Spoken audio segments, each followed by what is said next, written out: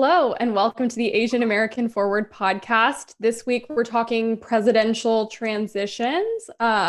So we'll get into some of Trump's legal challenges to the results of the 2020 presidential election. We'll also be reacting to Biden's inauguration and kind of analyzing how the reactions to this election might make an impact on American democracy going forward. All of that and a little bit more. So as usual, joining me to discuss all of this is my regular co-host, Don Sun. Hi, Don.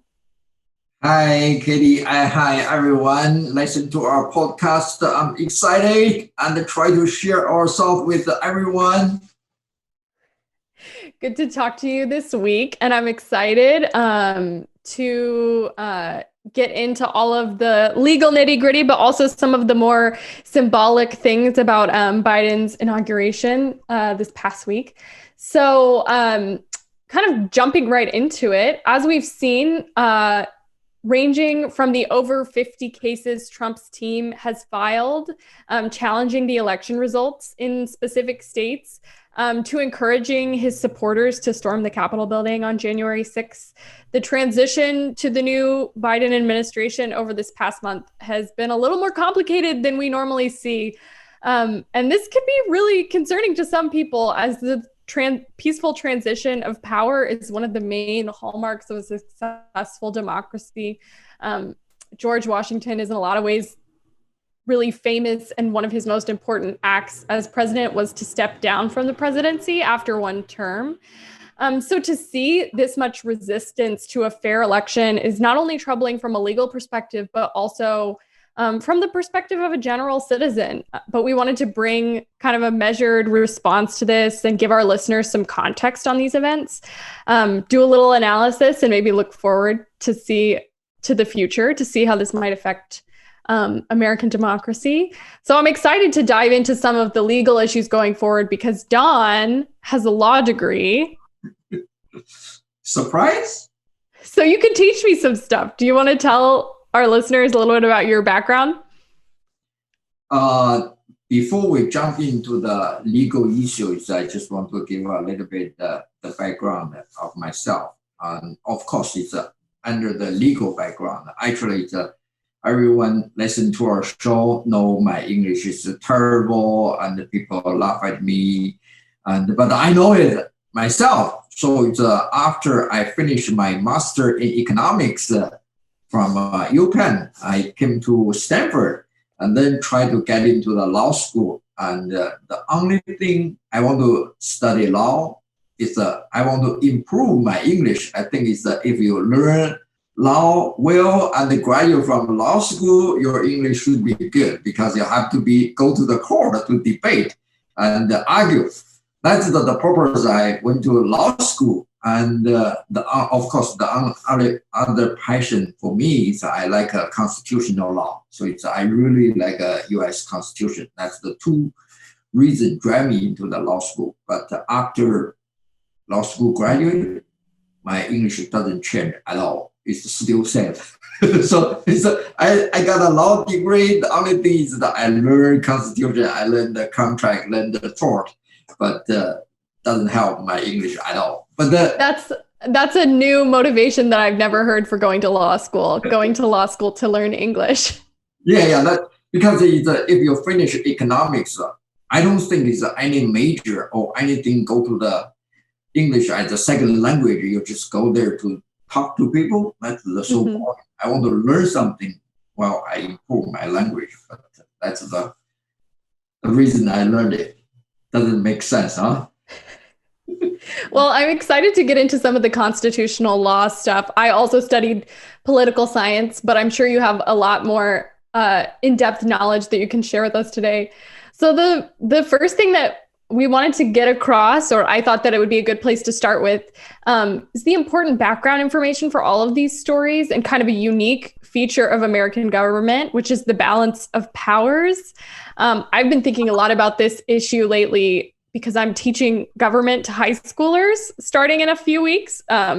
So as we know, the founders set up 3 branches of government with specific branches serving to check other branches and having specific powers in terms of making laws. or legislating. So give us like your basic 101. How does the government work? What is the balance there? I think that most people in our audience are supposed to have a very basic knowledge about the three branches. They check and balance the legislative branch, executive branch, and the judiciary branch. So basically, it's a legislative branch is just to make a law, and then executive branch they execute the law, and the judiciary branch just make judgment whether they obey the law or it's violate the law. That's basically keep each branch have some certain function and also don't cross over of each branches. That's to make the people have a confidence to the government and make government functioning. I don't know it's whether we just jump into the Trump's behavior or it's we just at this moment I think it's if we talk law or it's a U.S. government, three branches, balance and check. In abstractive terms, it's pretty hard to understand or make people feel bored. I just want to jump in and talk about Go Trump. for it. Yeah, the only thing is bring me in January 6th, the riot and the storm of Capitol Hill. That's give me some kind of a reminder that the worst people or bad people make the best law. So we never expected the government branches have such violent conflict, especially the chief of commander of the country use the executive branch power. It's still in power to attack other branch openly and incite the people, because there's so many people believe Trump is still legitimate to win the election. So he himself never acknowledged he lost the election. So that's the kind of things is I think is in the next 2 to 3 months or longer 6 months, some new legislative the action or new law is going to come out, even maybe go to Supreme Court and something going to happen and make a new law, because nobody expected the presidency can generate this kind of a behavior. And because that's the mostly the gentleman agreement ceremonial event, but every ceremonial event of a transition turn into the legal challenge. So it's this way people have to fight to the court every time from now on. So it's it's not only presidential election, going to every local election, the challenger result is going to happen more and more. And whether it's frivolous or not frivolous, whether it's voting is very close to each other or not close yet, people just try to bring case to the courts as much as they can to extend their political life. It's not good. No, it's not. And so I'm wondering also if you just had any reactions to the events on January 6th that you wanted to get out. I was really struck just by all of the images of the people walking around in the Capitol building, thinking about like times when I visited DC as a child with my family, and how tight if you've ever visited the Capitol building or really anywhere else in DC, how tight the security is. It was really stunning to see people just waltzing around kind of willy-nilly in the building. So I was wondering if you had any reactions also that you wanted to share with our listeners. Yeah, of course. It's it's for the Asian American and involve some politics. I visit the Capitol Hill almost every year, maybe 3 to 4 times every year to visit our district representative, visit other congressional members or representatives and talk to them and bring people there, bring some issue there, and sometimes with black people, always Latino people, always Jewish community people, just go there trying to talk about the policies and becoming routinely visit there. So it's I do respect one of the branches give the people's honor, and the people go there with so much respect to the people elected. Every single congressional member, both the senator and the congressional member, they have carry so much power and so much the people's will and the willingness working in the Capitol Hill. By the January 6th, the riot is really damaged the whole institution. And it's not only a security issue. You know, it's the security issue is only very, very tiny part of the problem. It's very dangerous. There's so many violence, so many guns running around. And I think from now on, it's just like the government response to the 911. So from today or from January 6th, the security level in the Capitol Hill is going to become even more tighter. And also it's some people say that's the people's hill or people's the place, Capitol Hill. But from now on, it's the people is going to have to go through very, very tight security inspection. And also it's you see so many military, the soldiers laying on the Capitol floor. So those kind of things just remind me how powerful the language, the incitement by the president. So it's a politician, they have nothing but the power of a language. So sometimes the people just blindly believe some lies. And those kind of people, they still have a lot of people around the country believe Trump will win the election. So that's the trouble. And that's going to last a long, long time until someday Trump acknowledges a fair election. No election is fair at all. It's a politics. I mean that the fair means the 100%, no mistake, no error. Mm-hmm. So it's every election have an error, have some certain percent. The problem, or it's some certain percent of fraud. You see that people vote, and of course this can be correct after this election cycle, and then people sign the ballot for other people. This will all happen, but there's no way you can systematically change your 5,000 counties of votes together. There's no way. Because each politician, regardless if they are Democratic Party or Republican Party, they cannot go from one county to another county, tell them to change the vote in the same pace and go to the different printer to change the different ballot. Because we choose our city's mayor or city's council member together with the president. The other city, they have a different ballot. So there's no way to do the conspiracy. I still don't believe the people, they truly believe this election is a conspiracy around the country. There's no way. Yeah, it really highlights the way that there really are kind of two Americas in some ways, where you can go through your whole sort of life believing one thing, or believing one thing about the election and about what's true and what's not true. And definitely I want to hit on what you said about language and how politicians' true power is like, and how they're able to speak to us. So we saw an inauguration, of course, this past week. So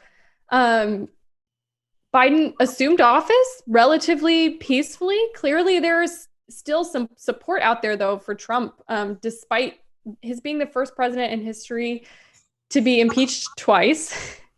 But I was wondering what your reaction was to just the ceremony of Biden's inauguration and how you think he'll do at uniting kind of these two Americas. Do you think he has a shot? There's two things. One is what my take from ceremony. So I think it's I attend presidential inauguration in 2012. That's the for the Obama administration second term. So it's I stayed there for 3 days. It's the party after party. That's the so enjoy. You drive around the town and everywhere is the people. They all happy. So it's the bowl after bowl. It's just enjoy your party and enjoy talk to people. And this time nothing happened. There's no party. Everyone have a face mask. Those kind of things is we can predict it. The only thing is I feel a little bit worried. Actually, it's not on the ceremony. Ceremony is pretty smooth. I'm worried is the first day Biden signed 17 executive order. I personally, there's I think at least 9 executive flip over the Trump's policy. That shows the signal is that he's completely against Trump. But I personally feel this country needs united. The first day you sign the executive order to overturn 9 of Trump's executive order doesn't give a very good signal to the country. There's a priority. Some policy like international, like a climate change, those kind of things, you don't need first day to do it. You can wait. Maybe you can wait. You build a consensus in the Capitol Hill, working with the Republican, go through legislative branches, work with them to build a Republican supporter. But to go through the executive order, that's the only two president needed when you cannot reach agreement or consensus in the legislative branch. That's my understanding. The second issue is whether the impeachment is possible for the second time in the history. One president got 2 impeachment. I personally feel maybe too early to say. I think it probably couldn't go through. Even Mitch McConnell has stayed in the last day in the Senate, says that Trump has an impeachable the behavior and signal to the senator and Republican colleagues and going to impeach Trump. But I don't feel very strongly because in history, there's no, the president has left the office be impeached. Because impeached by the meaning itself is removed from office. Doesn't have any sense forbidding him to return to the political position. So this is both legal challenge and political decision. Senator has a political decision to punish any presidential behavior is bad, always the impeachable, the behavior. Senator can do it, but this is purely on the political side. Supreme Court is in the Constitution, the impeachment is only when president on the seat. So from one side, you can see with impeachment that started from a congressional, the congressional chamber, it's going to be okay. But January 20, Trump is out. Senate doesn't conduct impeachment yet. So this is a timeline is different.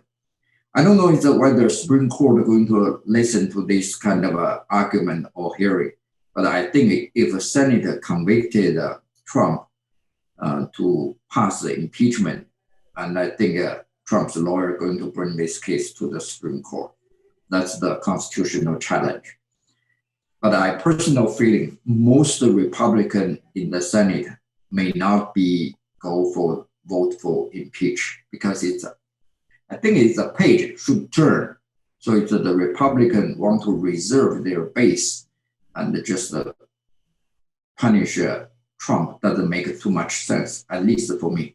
Even Mitch McConnell have show his justice or show his fairness and send signal to his colleague. But I don't believe it's the Senate going to have a fully convincing power and enough votes to go through it. Yeah, and it seems to me also that Biden doesn't really have, it doesn't seem like he has a great desire to sort of spend those first days of his presidency trying to litigate the last 4 years. And the precedent is often brought up of Gerald Ford pardoning Nixon when he took office, which is a decision that probably cost him his second term, but also was sort of seen as necessary for healing the country after the scandal of Watergate. I think what's really different and interesting about this case is, well, that Trump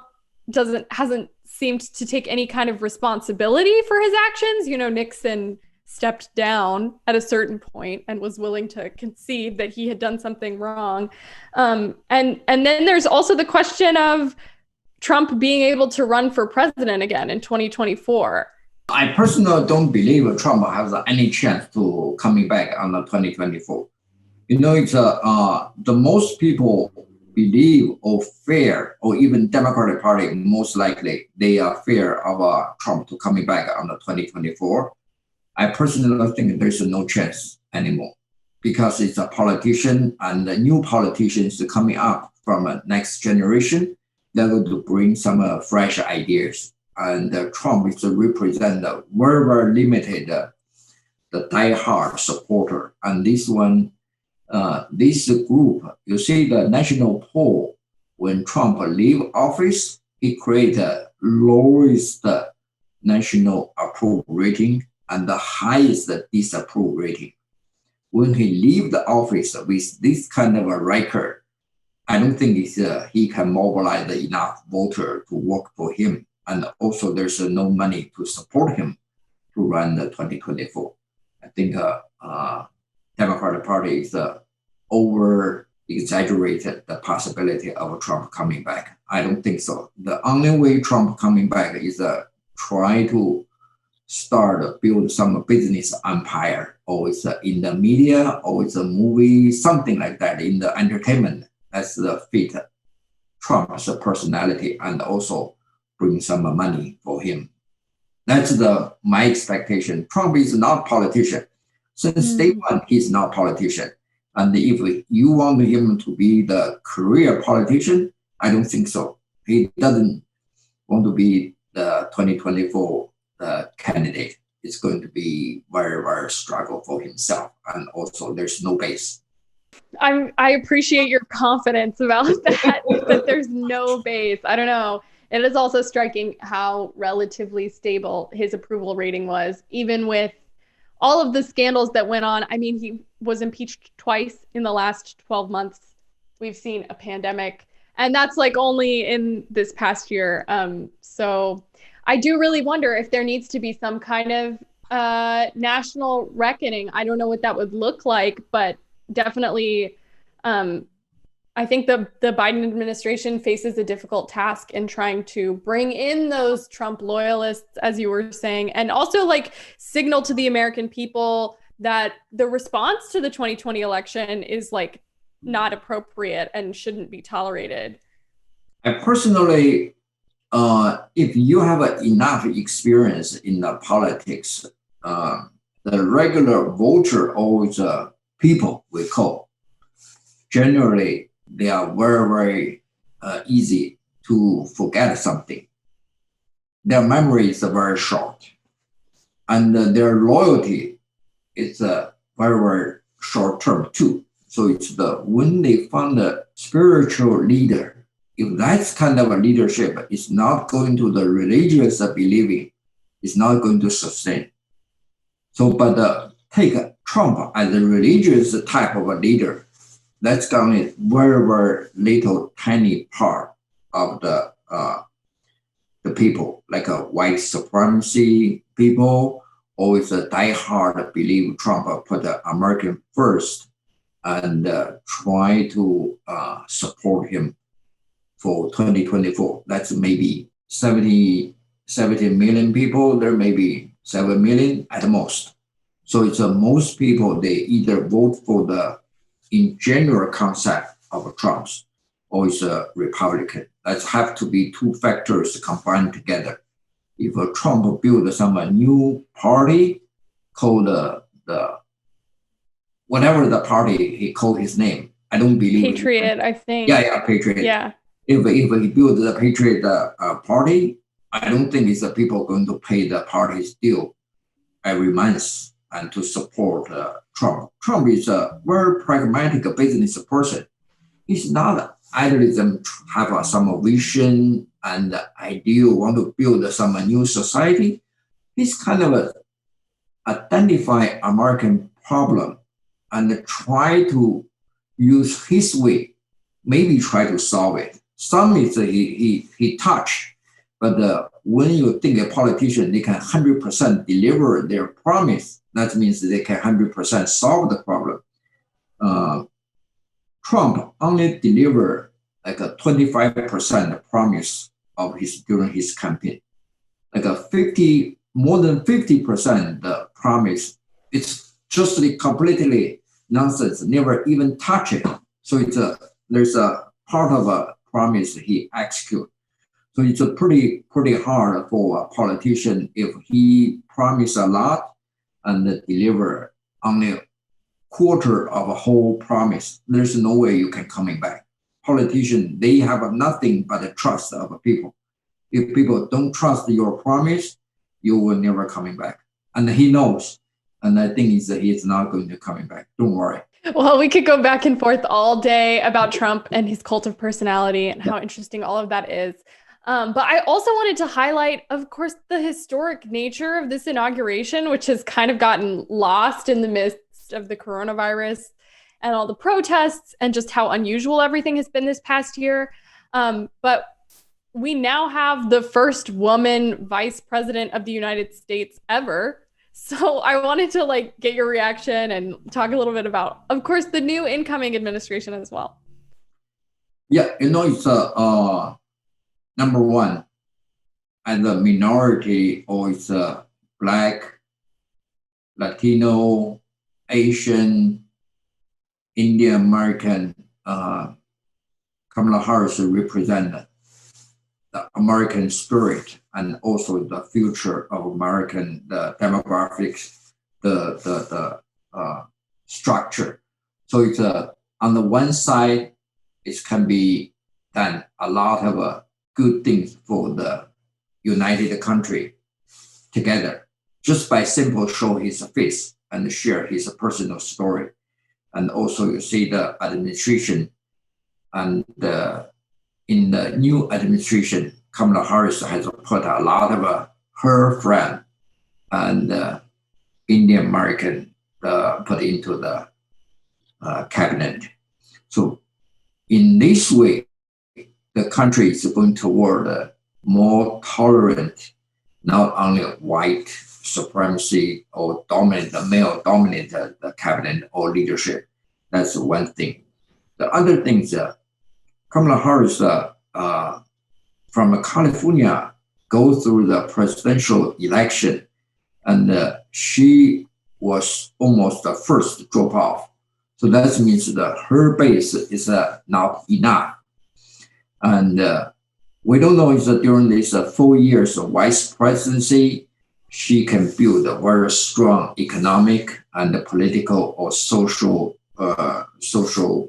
knowledge about the next 4 years, because I personally think Biden is going to run the presidency, stay in the president only one term, and going to give the pass the touch to Kamala Harris. So it's a way will not only give the first female president, and also expected 4 years later, maybe have a first female president.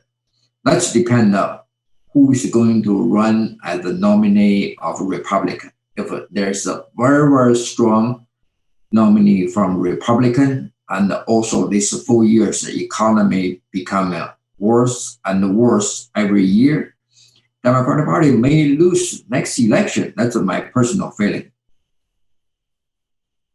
Ooh, bleak news, Yeah. bleak opinions. But I wanted to bring out the thing that I was thinking about and texting a lot with my mom about on Inauguration Day, which is the outfits. So I brought some pictures that I want to share with you and with our YouTube audience. So I'm going to get those pulled up. So, of course, we see with female politicians that they're always communicating. And of course, inaugurations and events like this are all about symbolism. So I thought it'd be kind of fun to talk through some of the outfits that were worn. Of course, we had a lot of people supporting American designers with their clothes on Inauguration Day. So this is Kamala Harris, if you can't tell with the mask. And she, like many other of the notable figures, were wearing purple. And so I sort of looked into what's the meaning behind all this purple. Hillary Clinton also had on purple, as well as Michelle Obama, who will look at her outfit, kind of a shade of burgundy. And so it turns out that purple is not only a symbol of traditionally associated with the suffragette movement, white, gold, and purple, I believe, are their three kind of traditional colors. But also a lot of outlets were kind of noting that by choosing not to wear red or blue, wearing purple, kind of a mix of those two symbolic political colors, that Kamala Harris and the other women dressed in purple yesterday were maybe signifying an approach to unity, and kind of indicating that maybe there is no red America and blue America, kind of bringing them together with purple clothes. Another quick note about Kamala Harris's outfit also, you see that she's wearing pearls, which is, I got to look it up and make sure I have the name right. So also associated with Alpha Kappa Alpha, which was her sorority when she was at Howard University. And so that kind of symbolism was all over the inauguration. Kamala Harris, again, also wearing a Black American designer. Jill Biden, also wearing an American designer, kind of an up-and-coming designer out of New York, who really emphasizes sustainability. And so, again, with the bold, confident colors, neither red nor blue as well. She was not wearing purple, but kind of has a color of calm on with the turquoise. And and so also Michelle Obama wearing purple, also wearing a Black American designer. The final outfit that I also wanted to hit on today was the one that got the most coverage in my family group chat, which is Lady Gaga, who sang the national anthem.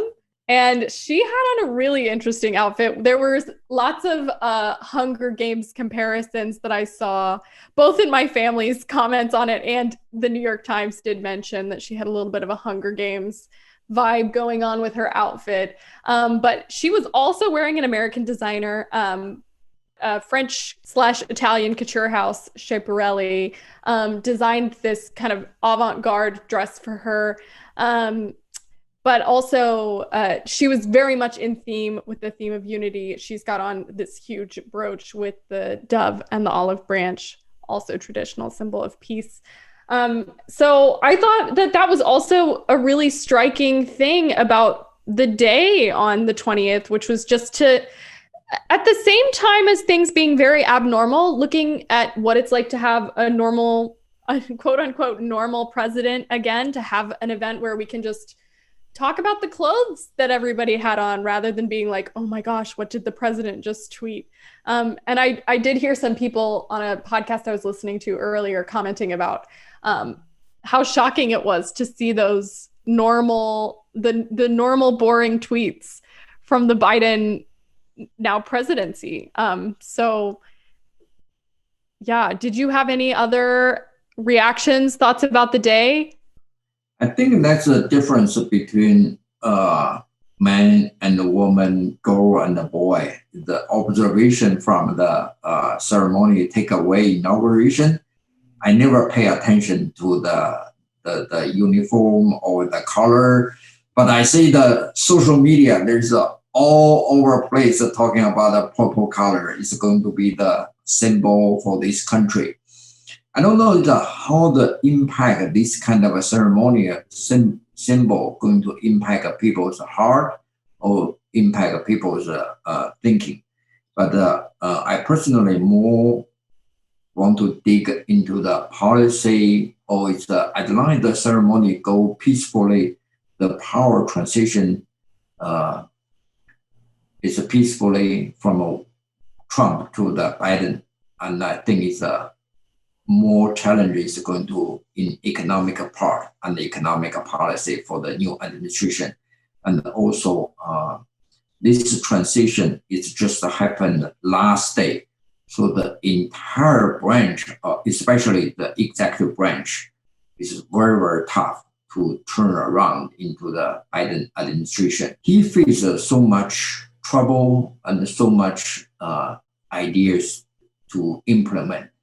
And I don't believe all government employees are just lazy, and they just like our leadership, like our vision. But when Biden take over the presidency, how many new vision, how many new power going to immediately pass along into the action to solve the normal people's daily problem or issue, or is food on the table. There's so much challenge. So it's people pay attention to the color, to the clothing, probably just students or some people have money, but for most American people, they are looking for some check, looking for cash relief, looking for some real policy can knocking their door and deliver the vaccine to them. That's the what I take. I just really want to see something, real things happen different than Trump. The first order is just a mandate government employee to have a face mask. It looks like it's a not very smart move. Just normal common sense. This one doesn't need the president to give a first executive order to make it happen. So that's kind of the warning sign for me, along with the other executive order. So that means we may not expect a very bold movement in the first 100 days, or even pass some new laws there.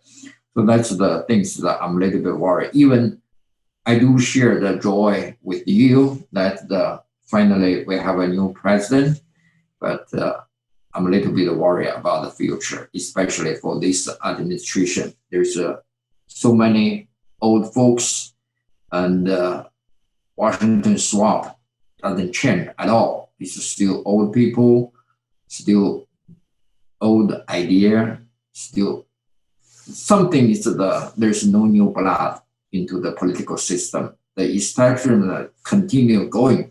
This kind of thing is going to cause two part of a disruption, both within the Democratic Party and the Republican Party. So it's we see in 3 to 6 months, something going to happen on each party.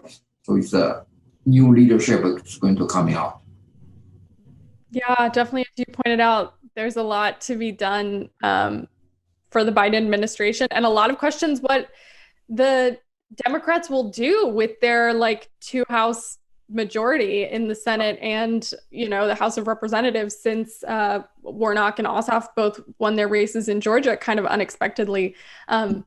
But yeah, I'm definitely also keeping an eye on and very interested to see, as you pointed out, language and symbolism and communications is so much a part and parcel of the role of the president, and can really have a big impact, as we've seen from the Trump administration, on just kind of the tenor of national life. So I'll be interested to keep an eye on that. And I think we're about out of time. We can wrap up with our usual segment, though, which is, how are you staying entertained this week? The entertainment for me is just go out, play golf. So I book 2 golf time. It's so hard to get a golf tee time because everyone want to play golf every day, from Monday, Tuesday, Wednesday, Friday, Saturday, Sunday, every day. It's all tea time book. So if you want to play, you have to book 3 weeks ahead. You can find out time. And the golf business is so good now. It's all my golf friend, the owner. They are so happy. Every day it's the money. Well, I am ever the couch potato here to balance it out for people who don't like to go outside. And maybe you live in a cold place. My family and I have been watching on Disney Plus. They have like a family remote watch feature. So we've been watching WandaVision on Disney Plus, and it's really weird, but I'm really enjoying it. Kind of riffs on a lot of classic sitcoms that I grew up watching, like I Love Lucy and Bewitched and all of those things. So I would definitely recommend it. Good. The people like you, just like a fairy tales style, right? Story. Yeah. For me, I'm more like a political dramas, like a white. You should watch Borgen. Which one? Borgen. It's Danish, but it's really good. Yeah. Have you seen it? I started watching I think it's the first 2 episodes, the season. It's very, very interesting. Yeah, really interesting. Looks like you looks like the main character, right? Did you? Maybe. Yeah, a little bit. Well, we'll wrap it up there for this. Smart enough. She's so smart, right? Yeah. We'll wrap it up there for this week, Don. Thanks for talking with me as always.